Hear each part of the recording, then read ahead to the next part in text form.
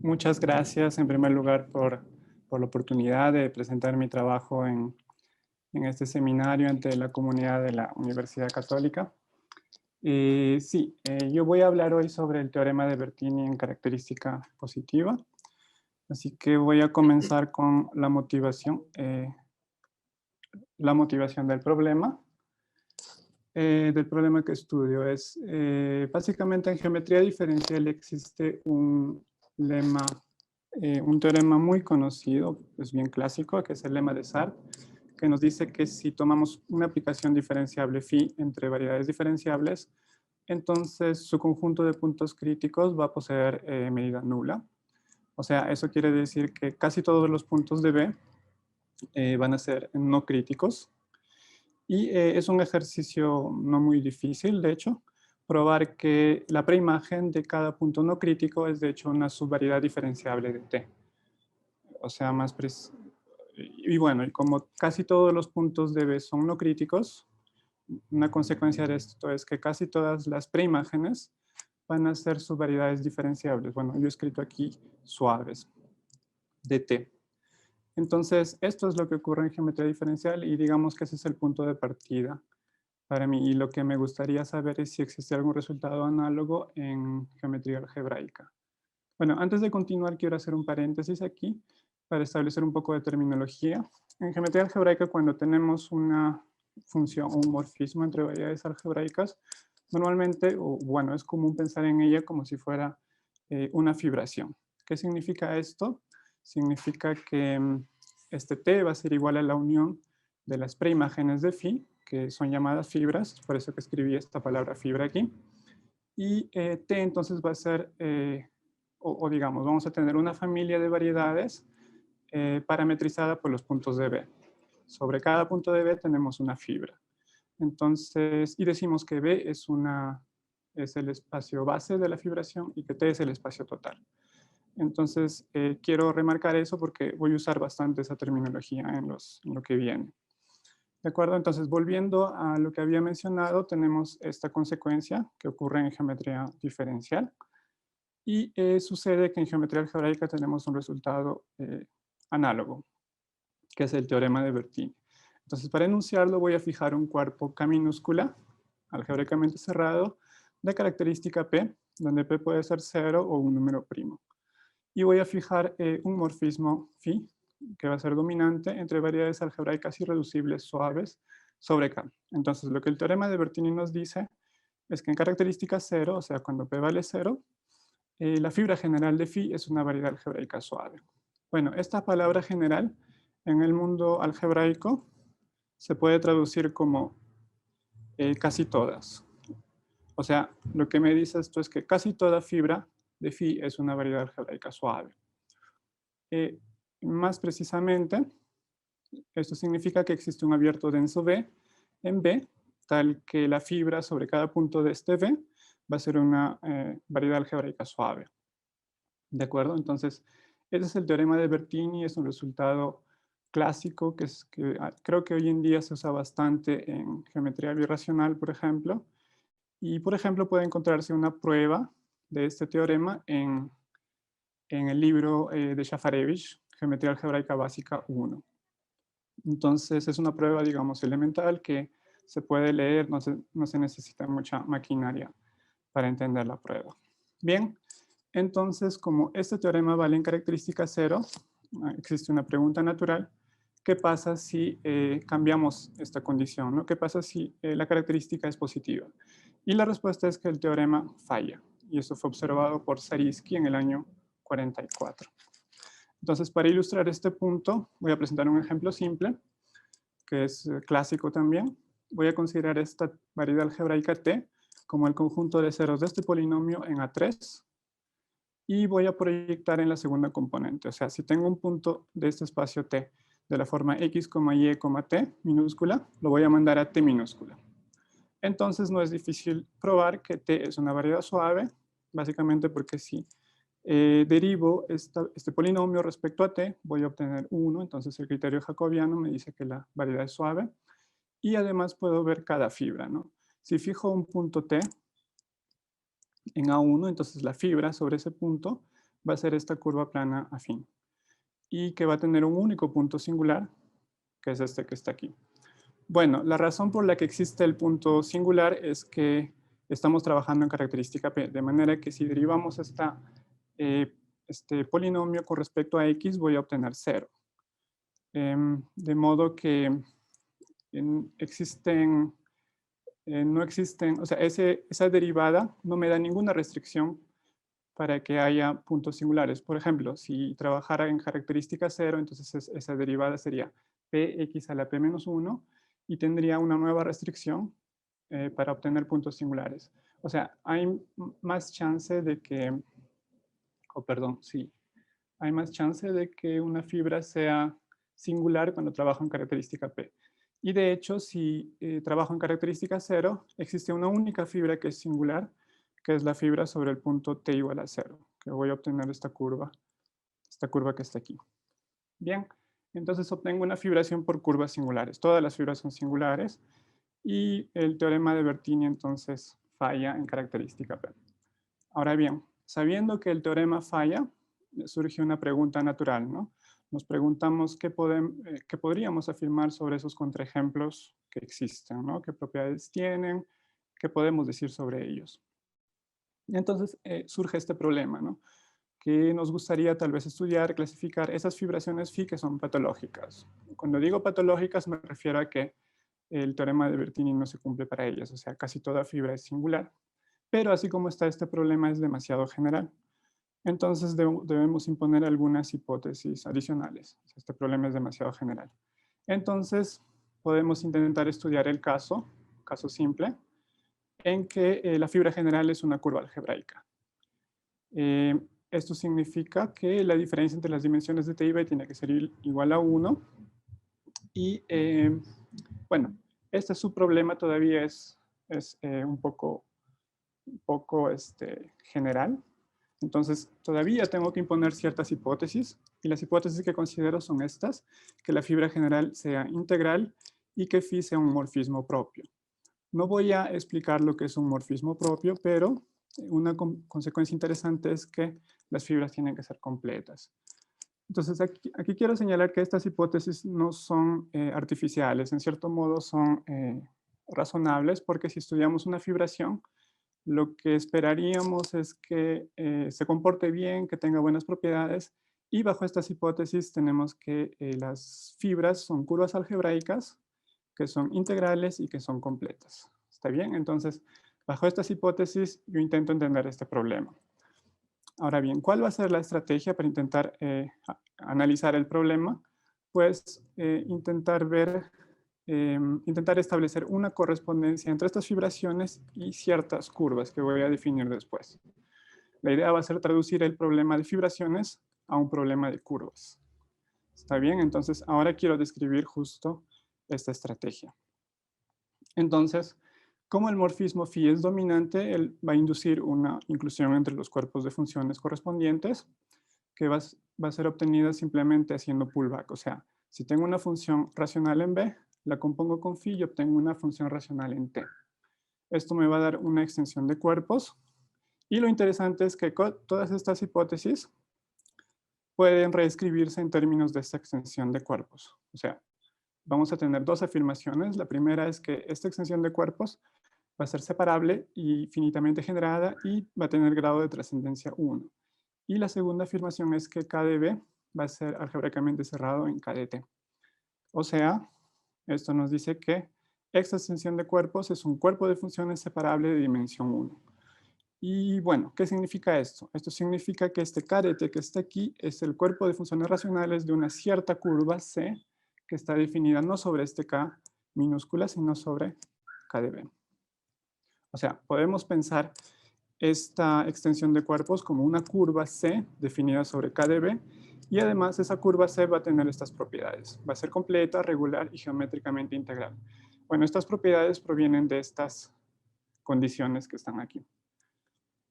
Y como, bueno, C es una variedad sobre K de B, podemos verlo desde el punto de vista de esquemas.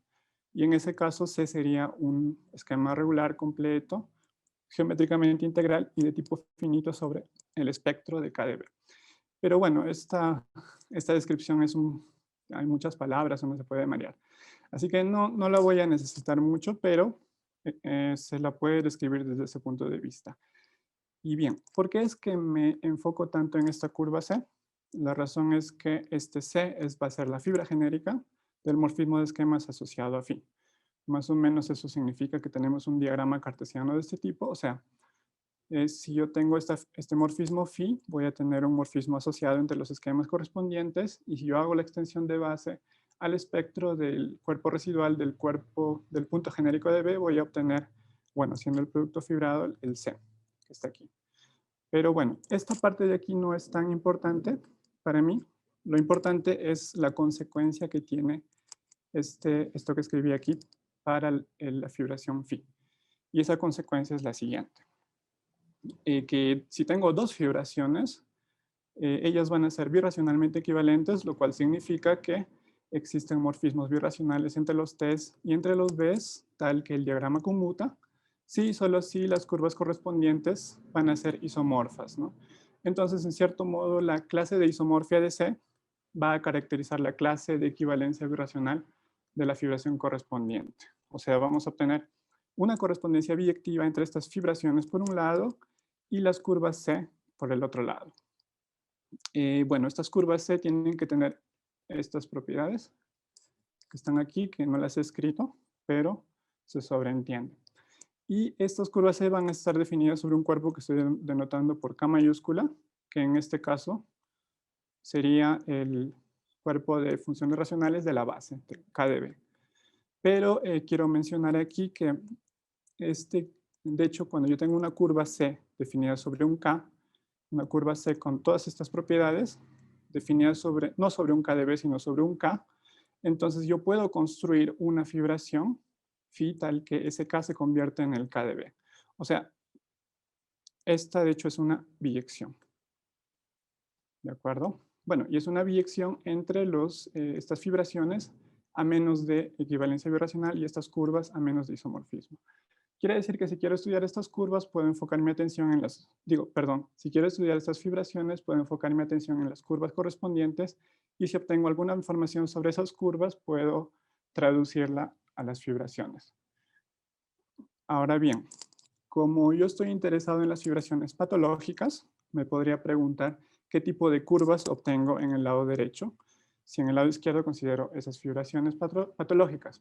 O sea, cuando phi es una fibración patológica y quisiera responder a esa pregunta en términos de la curva C asociada.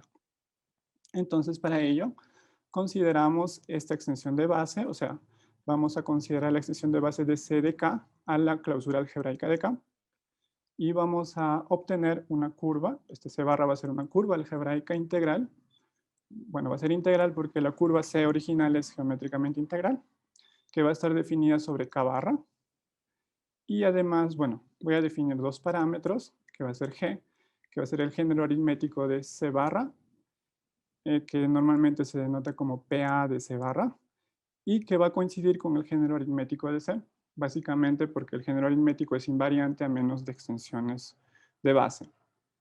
Y el segundo el segundo parámetro que quiero definir es el género geométrico de C barra. En general, tenemos que G barra es menor o igual que G, y de hecho, esta diferencia, o sea, G menos G barra, es igual a la suma de los grados de singularidad de los puntos de C barra. El grado de singularidad de un punto es un entero no negativo que mide qué tan singular es el punto. En particular, es positivo precisamente cuando el punto es singular. Entonces, vamos a tener una desigualdad estricta solo si existe algún punto con grado de singularidad positivo, o sea, debe ser singular el punto. Y eso ocurre solo si C barra es singular. ¿De acuerdo? Entonces, la importancia de este C barra radica en el siguiente hecho que no voy a probar, es que C barra es la fibra general de phi. Esto significa que casi todas las fibras de phi heredan sus propiedades de C barra o en todo caso se ven como C barra. En particular, este G que aparece aquí va a ser el género aritmético de casi todas esas fibras y lo mismo para el G barra. ¿De acuerdo? Entonces, phi va a ser patológica precisamente cuando casi todas esas fibras sean singulares, o sea, cuando C barra es singular y esto significa que G barra es menor que G. O sea, más o menos, ¿no? Entonces, tenemos que phi es patológica si solo si G barra es menor que G, donde estos dos son parámetros de C. Entonces, con eso podemos responder la pregunta. Si en el lado izquierdo consideramos ciertas fibraciones patológicas por curvas singulares de género aritmético G y género geométrico G barra, entonces en el lado derecho lo que vamos a obtener va a ser unas curvas C definidas sobre un cierto cuerpo K de géneros G barra menor que G. Este G que aparece aquí es el mismo que aparece en este lado. Y lo mismo para el G barra. ¿De acuerdo? Entonces, si queremos estudiar estas fibraciones, podemos enfocarnos en las curvas correspondientes y más o menos eso es lo que yo intento hacer. ¿De acuerdo?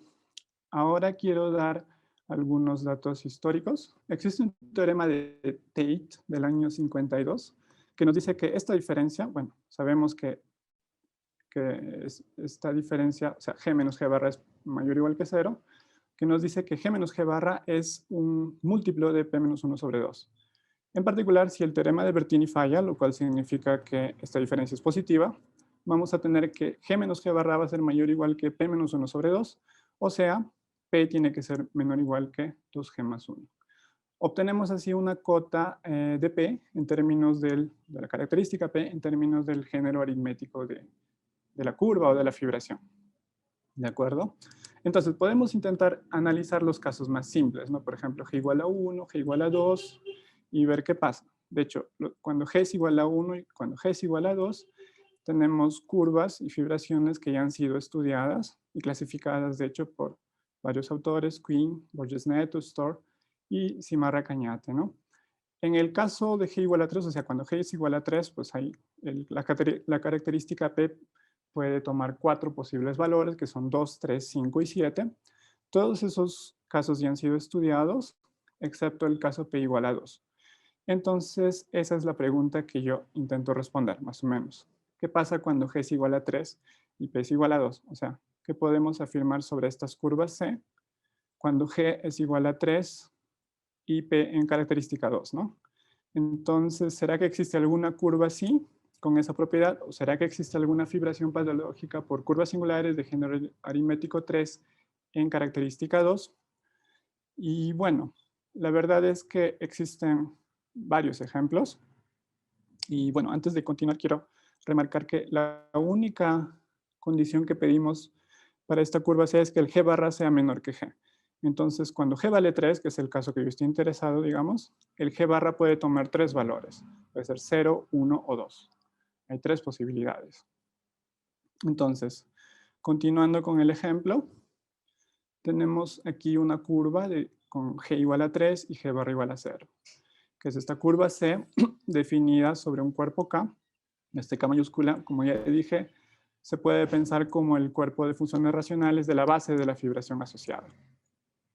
Entonces C va a ser una curva definida por esta ecuación, donde este T que está aquí va a ser una constante que no es un cuadrado.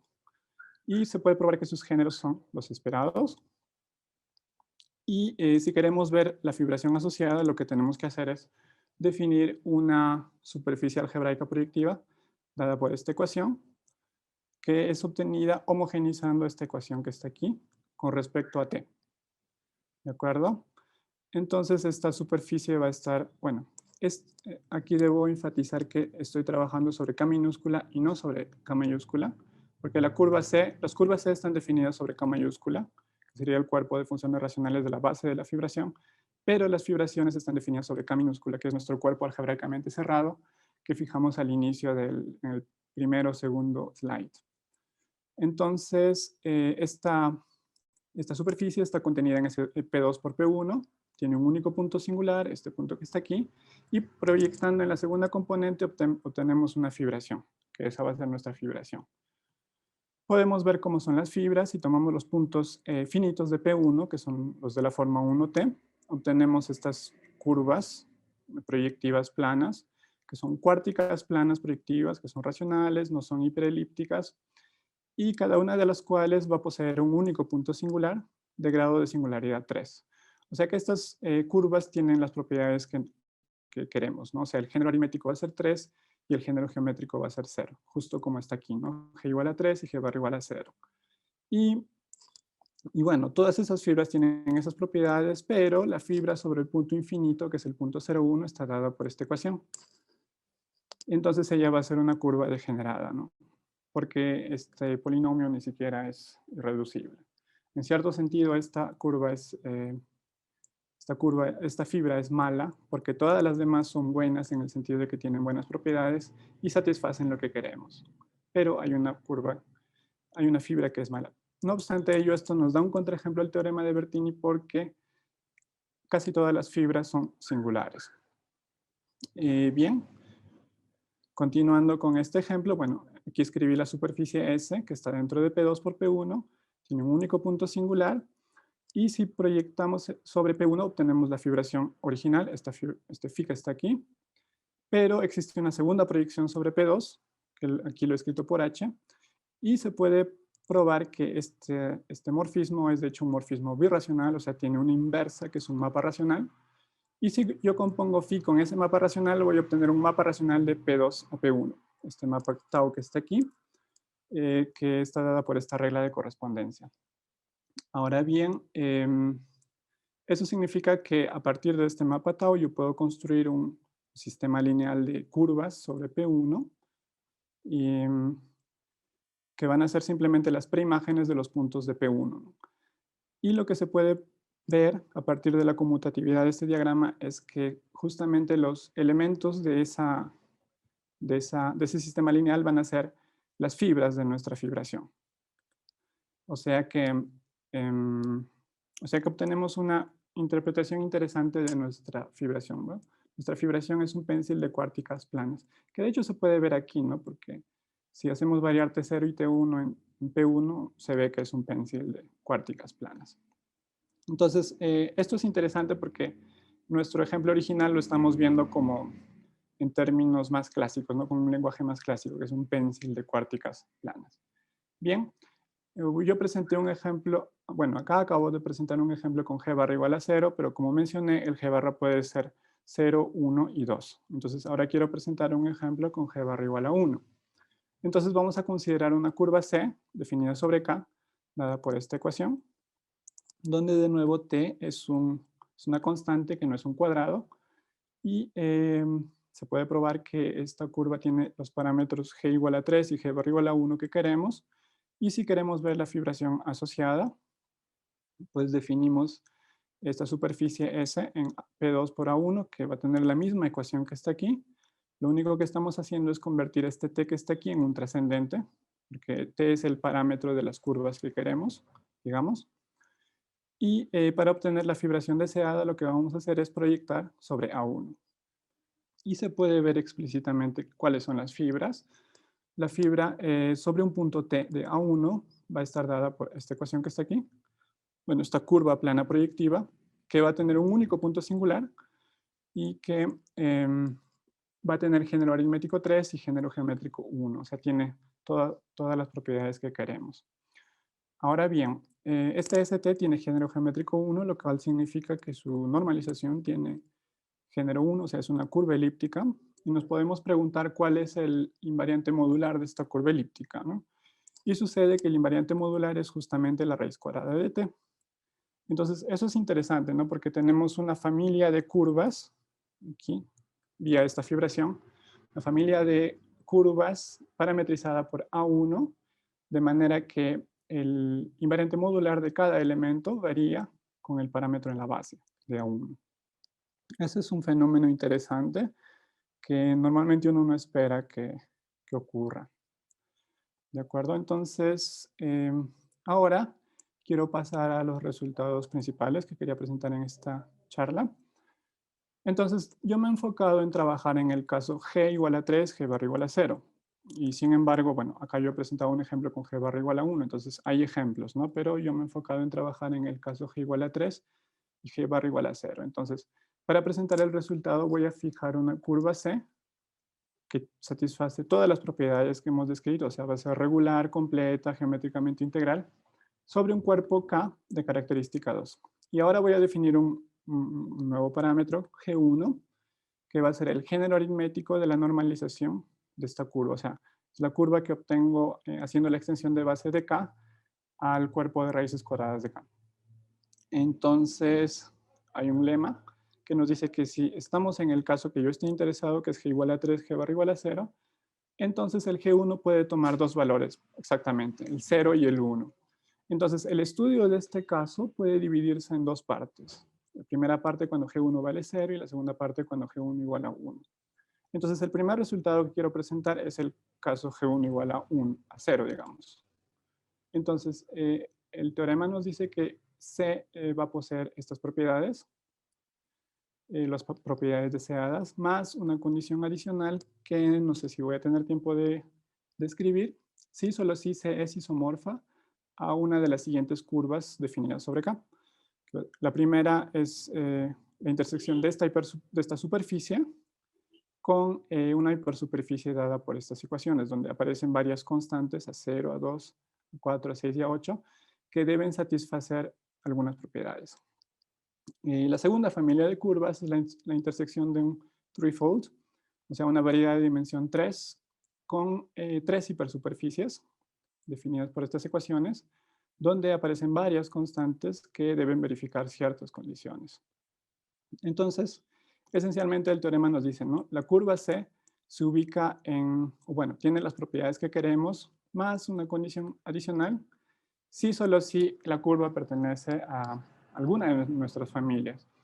O sea, eso significa que hemos obtenido una caracterización de estas curvas C. O sea, sabemos cómo ellas se ven, las conocemos, ¿no? Y las podemos estudiar.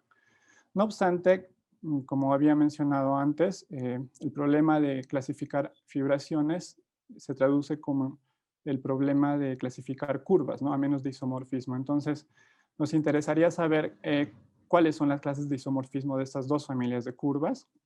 Y lo que sucede es que, sí, eso se puede hacer. De hecho, esa es la segunda parte del teorema. O sea, la segunda parte del teorema nos dice cuándo dos curvas de estas familias son isomorfas, pero las condiciones que aparecen son un poco técnicas y creo que sería un poco tedioso incluirlo en la presentación. Entonces no la he puesto aquí. ¿De acuerdo? Entonces, ahora lo que quiero hacer es describir esta curva, o sea, qué tipo de fibración obtenemos a partir de esta familia de curvas. Entonces, lo que voy a hacer va a ser definir una superficie S en P5. Simplemente tomo la ecuación original que tenía aquí, esta ecuación, y la veo en P5 K minúscula. Y considero esta hipersuperficie dentro de esa superficie. Pero a estos parámetros A0, A2, A4, A6 y A8, que son las constantes que aparecen aquí, esas constantes las voy a ver como elementos trascendentes, o sea, como elementos en A5. Y todo esto dentro de S por A5. Entonces, proyectando de Z para A5, voy a obtener una fibración por curvas racionales hiperelípticas que son singulares de género aritmético 3 y que tienen género geométrico 0 porque son racionales. Y cada una con un único punto singular. Entonces, ese es el tipo de fibración que obtenemos de las curvas del teorema. El segundo resultado que quiero presentar es el siguiente. Como había dicho, este G1 que aparece aquí puede tomar dos valores, 0 o 1. Entonces, en este segundo resultado, me ocupo del caso G1 igual a 1. Entonces, la curva C posee estos géneros, más, de nuevo, una condición extra técnica. Sí, solo si C es isomorfa a esta curva que está aquí, una cuártica, donde de nuevo aparecen ciertas constantes que deben satisfacer ciertas condiciones y una segunda familia, o sea, una segunda caracterización, ¿no? O sea, deben existir funciones racionales X y Z, tal que ellas generen K de C sobre K y verifiquen ciertas condiciones. Esta parte todavía no está en su forma final porque a mí me gustaría darles a ustedes una ecuación, como en este caso, ¿no? O sea, decir cuál es la curva exactamente, o como en este caso, ¿no? Que es una intersección de de ciertas variedades. Y aquí la condición está simplemente en términos del cuerpo de funciones, ¿no? Pero no obstante ello, esto nos da una caracterización de todas estas curvas que están aquí. Y como en el caso del primer resultado, hay una segunda parte que nos dice cuando dos curvas cualesquiera son isomorfas, o sea que este teorema nos da de hecho una clasificación de todas estas curvas. Bien,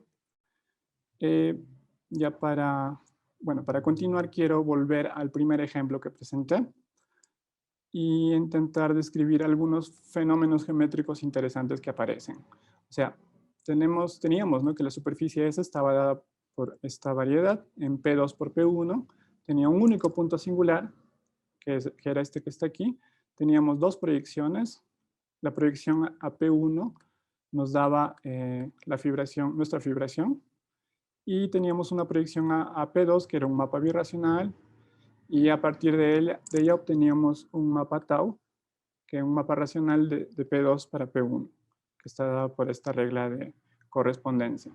Y sabíamos que la fibración era un pencil de cuárticas planas. Ahora bien, esta aplicación racional no está definida en este punto, 0, 1, 0. O sea, si evalúo aquí me va a salir 0 en ambos lados. Y, o sea, no es un mapa regular. Y habíamos visto que la fibra sobre el punto infinito 0, 1 de P1 era una fibra mala porque es una fibra no reducida. Entonces, hay varias cosas que podrían intentarse hacer aquí porque tenemos superficies, ¿no? Existe una teoría amplia de superficies algebraicas. Entonces, podríamos intentar, en primer lugar, de singularizar esta curva S, tiene un punto singular. Podríamos intentar hacer blow-ups, muchos blow-ups, hasta obtener una curva que sea no singular. Y después podríamos intentar preguntarnos cuál es el modelo minimal de esa curva, ¿no? O perdón, de esa superficie, porque para superficies sabemos que existe un modelo minimal único para cada superficie no singular. Y eso es más o menos lo que intento hacer aquí. O sea, haciendo blow-ups en la singularidad de S, en el punto singular, vamos a obtener una nueva fibración. Bueno, primero, una superficie no singular, proyectiva, que es birracional a S. Y si componemos este mapa con phi, vamos a obtener una fibración nueva con una nueva fibra excepcional sobre el punto 0,1 que va a tener la siguiente configuración de curvas racionales. Este diagrama de Dynkin que aparece aquí. ¿De acuerdo? Entonces, más o menos lo que está ocurriendo aquí es lo siguiente, ¿no? Nosotros sabemos que la fibra de phi sobre el punto 0,1 es una fibra fea, es una fibra mala. Y notemos que el punto 0,1 está debajo de este punto singular de S. O sea, este punto singular está en la preimagen de 0,1. Entonces, cuando yo intento hacer blow-ups, lo que pasa con esta fibra es que empieza a deformarse, empieza a descomponerse hasta que al final se convierte en esta fibra que está aquí. Y es una fibra más bonita porque es una unión de curvas racionales, ¿de acuerdo? Y pues ya no tenemos esa curva no reducida, fea. Y bien, entonces, de hecho podemos dar una descripción explícita de la geometría de esta fibra, en el sentido de que sabemos cuáles son las autointersecciones de las curvas racionales que aparecen aquí. Y observamos que no existen curvas menos 1, o sea, curvas con autointersección menos 1. Entonces, no podemos usar este criterio de contractibilidad de Castelnuovo para obtener fibraciones más simples. O sea, no podemos contraer ninguna de estas curvas. Esto significa que esta fibración que está aquí es de hecho el modelo minimal de nuestra fibración original. Bueno, es un modelo minimal propio regular. Bueno, lo cual significa que no existen curvas que sean contraíbles en la fibra excepcional. ¿De acuerdo? Entonces, teniendo esta superficie S tilde, podríamos preguntarnos todavía cuál sería el modelo minimal de esta superficie, ¿no? Si bien no existen curvas menos 1 en la fibra excepcional, podría haber curvas menos 1 fuera de ella. De hecho, ese es el caso. Este punto que está aquí representa una curva que aparece en S tilde, pero que no está en la fibra excepcional. Y esa curva va a ser una curva menos 1. Entonces, yo puedo contraer esta curva Y cuando la contraigo, esta curva que está aquí va a tener autointersección -1. Y la puedo contraer. Entonces, esta curva que está aquí ya no va a tener autointersección -2, sino -1. Y así sucesivamente puedo acabar contrayendo todas estas curvas que están aquí. Y mi afirmación es que voy a obtener una superficie no singular que es isomorfa a P2. De hecho, existe una segunda manera de ver esto, que consiste en lo siguiente, ¿no?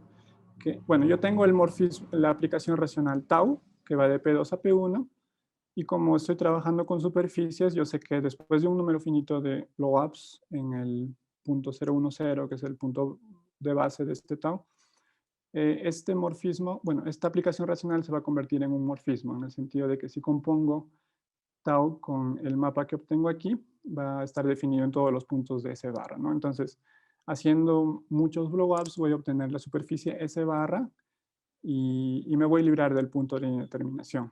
Y voy a obtener una fibra excepcional que va a ser la fibra sobre el punto 010 en el cual hice los blow-ups, y voy a obtener esta fibra excepcional como una unión de curvas racionales con esta configuración.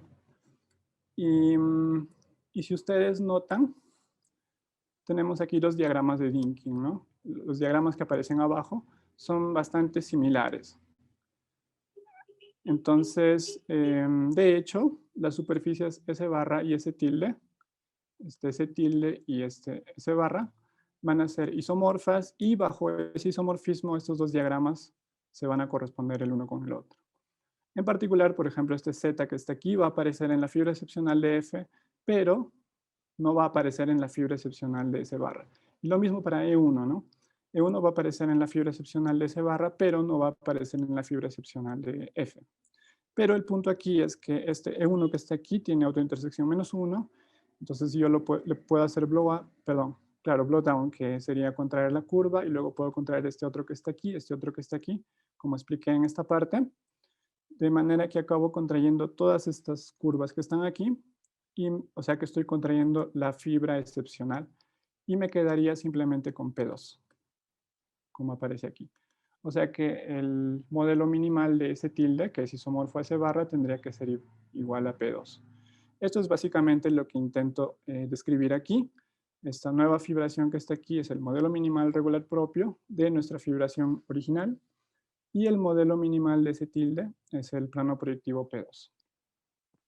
Bien, eso era básicamente lo que quería contarles hoy.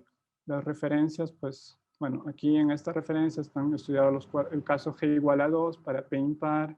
Esto es el caso G igual a 1.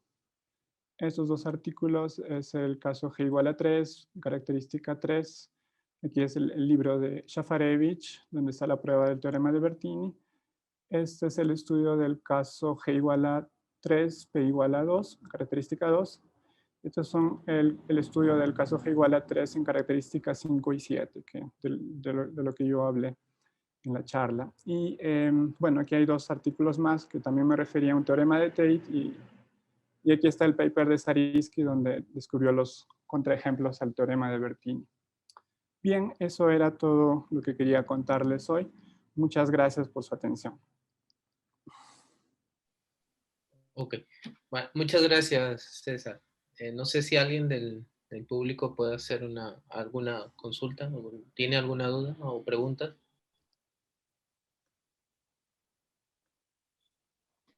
Yo tengo una curiosidad. Sí. Bueno, toda la teoría la estás haciendo siempre con cuerpos algebraicamente cerrados, ¿verdad? A ver, un ratito. Ya. A ver, el cuerpo aquí. Sí, el cuerpo K minúscula, este cuerpo K minúscula es algebraicamente cerrado, pero el cuerpo K, no, de hecho no es algebraicamente cerrado, no tiene que ser, porque por ejemplo este A4 tiene que estar en K menos K2, ¿no? Y si K fuera algebraicamente cerrado, eso no, eso es vacío. Ya. Uh-huh. Ah, bueno. Bien, gracias. Sí. ¿Una otra consulta? Yo también tengo una curiosidad, César. Sí. En en los ejemplos que has presentado, la resolución de singularidades que usas de la curva, digamos, para tener prácticamente esa fibra seccional especial que llama, el orden es especial, ¿no? Porque, Sí, sí, el orden es ¿cómo, especial. cómo es que aparecen? Porque no siempre se puede hacer ese blowdown que haces y obtener lo que tú quieres, ¿no? ¿A qué se refiere? No, o sea, Me refiero a que tú cuando haces la resolución de singularidades, luego vas identificando las fibras de autointersección -1 para poder hacer ujú, implosiones, ¿no?